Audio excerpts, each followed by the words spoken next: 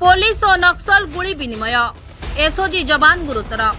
गंजाम कंधमाल सीमांत राइकिया थाना अंतर्गत दाउसर जंगल में एसओजी टीम पक्षर 3 दिन हेब कम्बिंग ऑपरेशन चलता बेले आज पुलिस और नक्सल मुहांमुही होती। एही समय सुरक्षाकर्मी और नक्सल मध्य गुली विनिमय होता।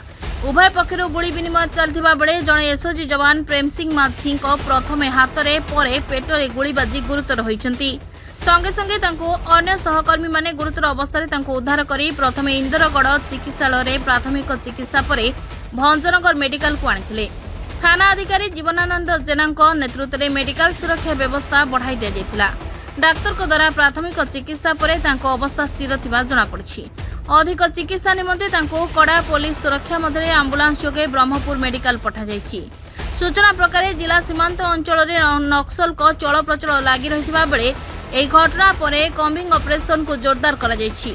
बहु वर्ष पर पुणी नक्सल को गतिविधि संपर्क में खबर पाई स्थानीय लोके और अंचलवासी भयभीत अवस्था रहिछन्ति।